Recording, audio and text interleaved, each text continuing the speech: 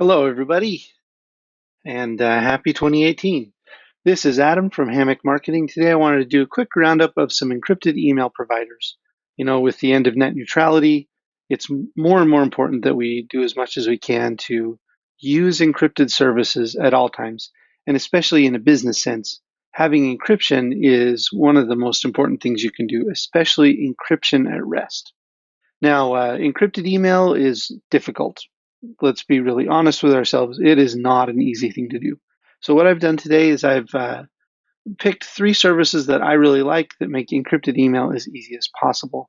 But each one of them come with some trade-offs and some things you need to be aware of. So I'd like to introduce you to these three and give you some, further information so that if you and your business want to go towards having encrypted email, this will give you some of the insights you need. First off is a Mac app that's fairly new. It's been in beta for about a year or so. I was actually one of the fairly early beta testers and really liked it. It's called Canary Mail.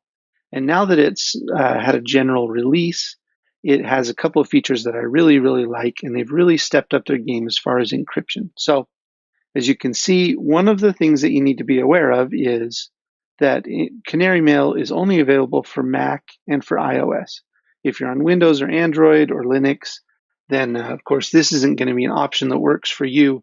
If you're part of the Apple ecosystem, however, and you've got Macs and iPhones and iPads, etc., this is a really great option for you. One of the things I really like about Canary Mail is that it lets you continue to use the type of email you've already got, whether that's Gmail or a work account or some other service that you can use through an IMAP connection, and it will encrypt those emails at rest on your email provider's servers. So, for example, like many people, I've got some Gmail accounts. I use them because it's convenient.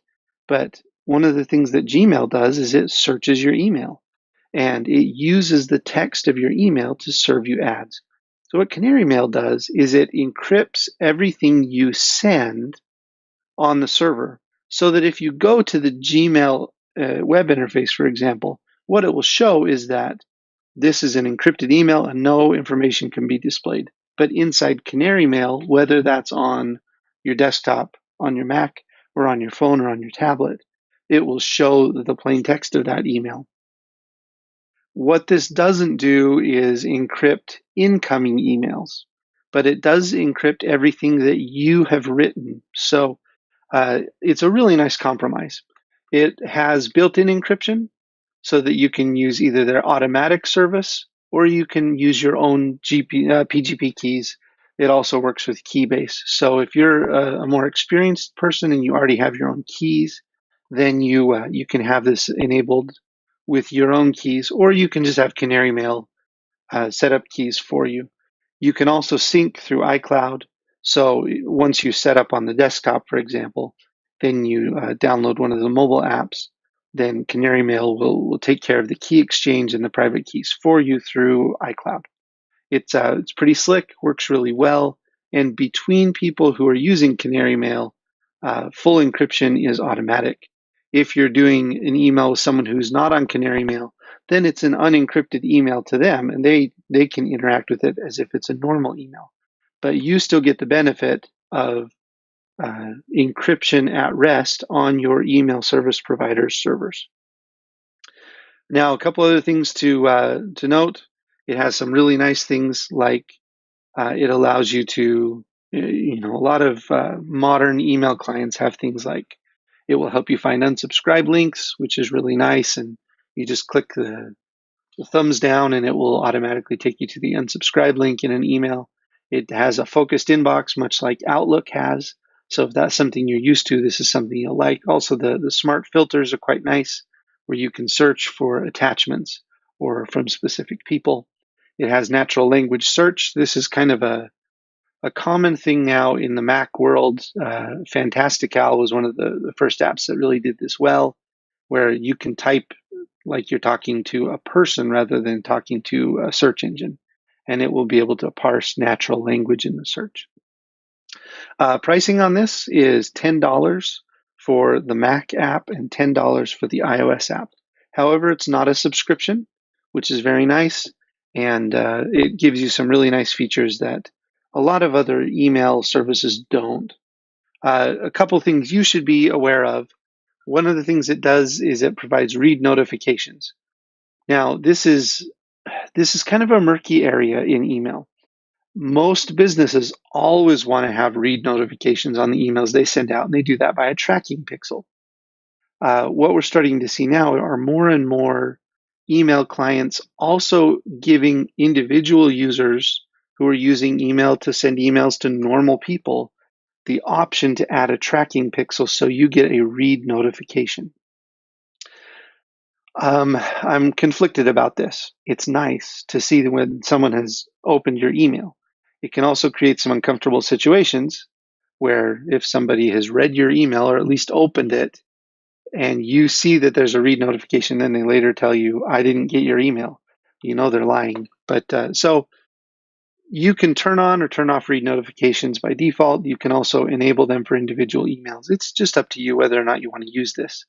One of the things I really do like about Canary Mail is by default, it will block the tracking pixels on incoming emails. So even somebody using Canary Mail, you'll see that there's on their emails, whenever there's a tracking pixel enabled, whether this is a tracking pixel from a marketing email service or from uh, another email app that includes tracking pixels. It will block those by default, and you can always choose to let the tracking pixel be red so the person can see that you've opened the email. But that's this part of it I really like, that it blocks tracking pixels by default. Sending out tracking pixels for read notifications, I'm less excited about. But there you go. It also has some integrations. Be careful with integrations, of course. The more integrations you have, the wider the attack surface against you or your business will be. So use integrations with care. One of the nice ones is has Keybase integration to look up public keys, and this will help you find more people that you're able to do fully encrypted email with, either through searching Keybase or the MIT database. All right, now let's move on to a couple of web-based encrypted email providers. ProtonMail is a really neat app. This was actually developed by some of the people that work at CERN in Switzerland. That's where they have the collider, and they do a lot of really neat physics research. Well, ProtonMail was originally their internal email server, and then later it's come out and become a public company that is based in Switzerland. They do a really good job with security. One of the things that you need to be aware of if you're going to use ProtonMail is that they are very much a public company, and they're trying to push their paid services. So there are a few things about ProtonMail that are really great. There are a few things that I like a little bit less. They don't have a desktop app, so you have to use the web version. They do have Android and iOS apps, which is nice.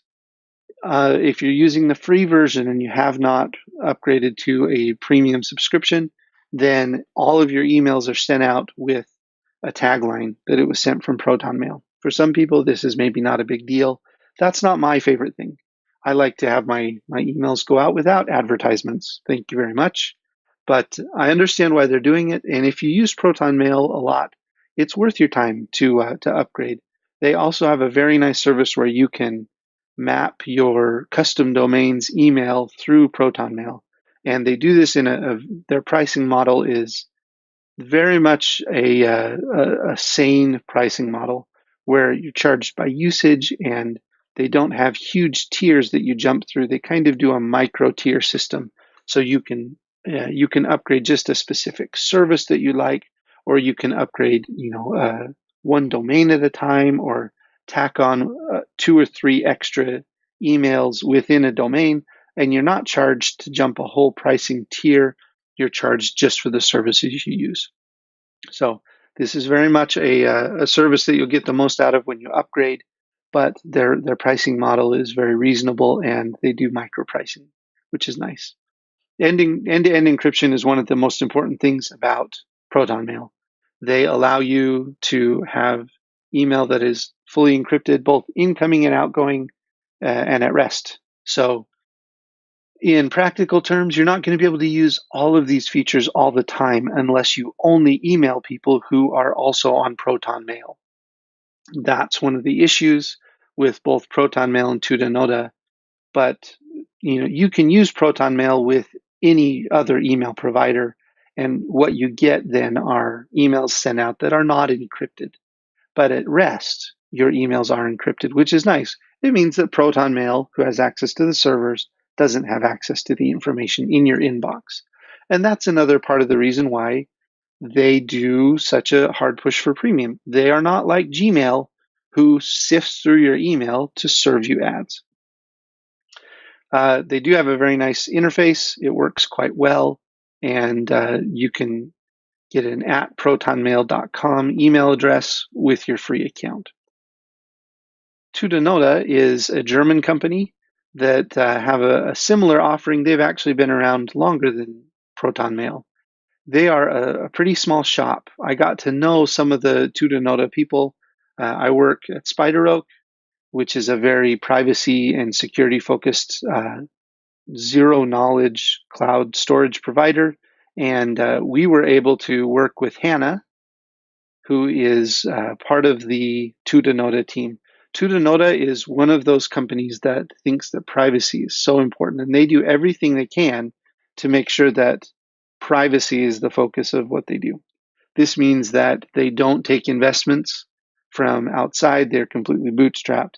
They're a very lean team. You can see their team of 5 here, and the whole focus of their business is making sure that they give the most privacy for their users.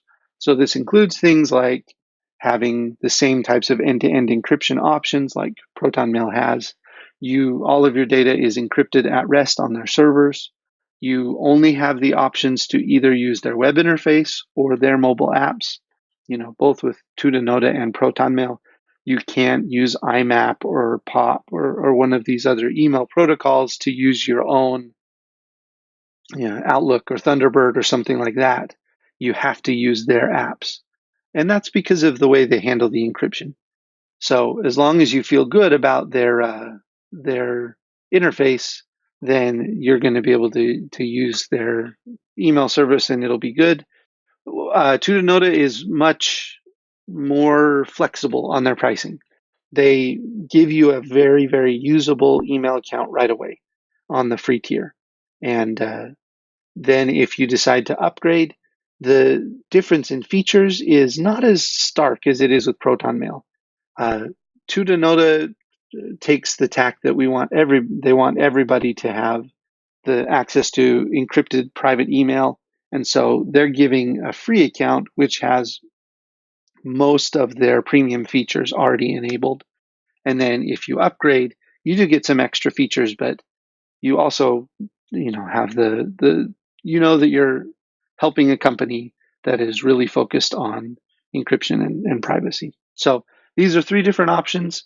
Which one you choose depends on the types of devices you use and what's your goal.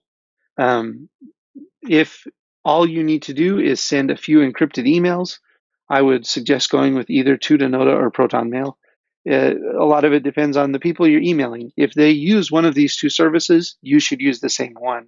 And that way your email to them will be end-to-end encrypted by default. If you're using a Mac and what you want to do is mostly continue to use the current email provider that you already have, and you know that all your devices are in the Apple ecosystem, then you should give Canary Mail a look because they have a really good offering, and it gives you the convenience to continue to use the inbox that you're used to using, and you'll be able to have the option to have encrypted email at the same time. So these are a couple of different options. Let me know at Hammock Marketing if you have any questions. You can find me on Twitter, or you can always send me a note through the website. Hang in happiness. Hang your own hammock, as we like to say in the hammock community, which just means find what works for you and go and do it. Have a great day.